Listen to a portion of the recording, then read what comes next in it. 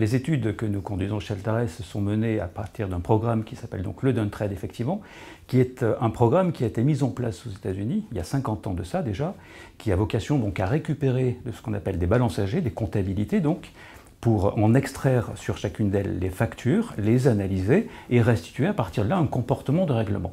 Sur ces comportements de règlement, nous faisons ensuite une observation que nous partageons avec le marché pour dresser le bilan de est-ce que ça va mieux, est-ce que ça va moins bien, y a-t-il des secteurs qui payent mieux que d'autres ou des typologies d'entreprises. Ce programme a fonctionné de façon tout à fait remarquable aux États-Unis et a ensuite été transposé donc en Europe, puis en France en 1984.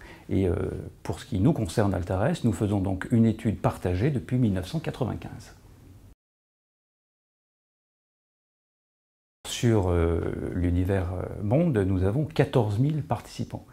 Pourquoi je dis univers monde? Parce que les acteurs pour lesquels nous avons besoin de connaître les comportements sont des acteurs qui travaillent avec des fournisseurs de toute la planète potentiellement.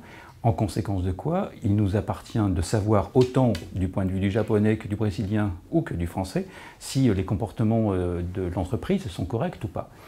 Ces partenaires donc, sont à la fois pour partie d'entre eux français en nombre important lorsqu'il s'agit de comportements français évidemment, mais sont tous en capacité de nous proposer une livraison formatée, c'est-à-dire des documents que nous pouvons partager et comparer, de sorte à pouvoir dire d'une entreprise française que ses comportements sont de telle nature ou de telle nature, quel que soit le fournisseur avec lequel elle travaille.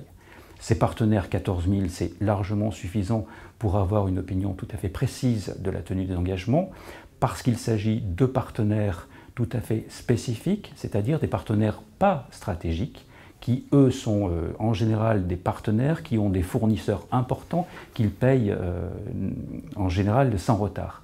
Ce dont on a besoin, c'est de savoir comment se comporte l'entreprise vis-à-vis de ces petits fournisseurs, qu'on met peut-être sur lesquels on accorde un peu moins d'attention. Par exemple, la papeterie, par exemple l'intérim, qui sont des secteurs qu'on retrouve dans toutes les entreprises, mais aussi, bien évidemment, le financier, puisque c'est lui qui va pouvoir nous dire, dans un nombre encore plus important, s'il y a des engagements tenus. Donc là, on est sur des métiers de financement classiques, bancaires, mais aussi factoring, par exemple, ou sur des métiers de financement qui émergent aujourd'hui avec les plateformes numériques. Parce que beaucoup d'entre elles ne sont pas en capacité d'avoir la juste mesure des comportements de paiement de leurs clients. Et donc, elles nous partagent leur balance âgée, en échange de quoi, gratuitement, on pointe près d'elles l'attention sur tel ou tel client qui présente des irrégularités de paiement ou des clients qui, à l'inverse, peuvent aujourd'hui avoir des comportements tout à fait vertueux ou qui semblent vertueux, mais dont on sait, parce qu'on utilise les informations partagées d'autres fournisseurs, que pour les concurrents, en revanche, la situation est en train de se dégrader. Donc le participant a évidemment non seulement besoin d'avoir une analyse de son portefeuille, mais il a besoin de benchmarker son portefeuille vis-à-vis de ce qu'il a observé chez ses concurrents. Il s'agit pour lui, évidemment, de ne pas être le dindon de la farce, si vous permettez l'expression. Et donc les partenaires ont évidemment compris cet intérêt, et c'est pour ça qu'ils sont nombreux à vouloir participer. On ne peut pas tous les prendre. La discipline consiste évidemment à les faire tourner, parce que le partenaire avec lequel on travaille depuis longtemps, c'est un partenaire qui normalement a appris, et qui va de plus en plus nous présenter des dossiers plutôt de qualité. Donc, histoire d'avoir une situation la plus précise, la plus fraîche, nous faisons aussi tourner ce périmètre, mais 14 000, ça suffit largement pour avoir une situation précise. Alors, le PEDEX, pour faire simple, on va dire que c'est une note. C'est une note dont l'échelle s'établit entre 0 et 100, plus c'est haut, meilleur c'est.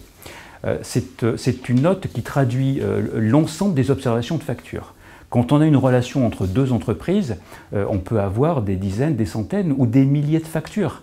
À la fin, il faut savoir au global, pas simplement sur une facture, mais sur l'ensemble des factures, est-ce que le comportement est bon? Est-ce que l'entreprise a l'habitude de payer bien ou pas? Est-ce que l'entreprise a des périodes dans l'année, des cycles sur lesquels les paiements sont un peu plus compliqués et puis d'autres sur lesquels c'est un peu plus facile? Et donc ces informations-là, évidemment, sont extraites de ces balances âgées, mais ils ne sont pas possibles, le rendu n'est pas possible si on n'y met pas à la fin un score ou une note. Donc le PEDEX, c'est une note. À 80, les engagements sont tenus, il n'y a pas de retard. En dessous, effectivement, plus on se rapproche de 0, plus il y a des retards. Et au-dessus de 80, ce sont des entreprises qui payent en avance parce qu'il y en a bien évidemment.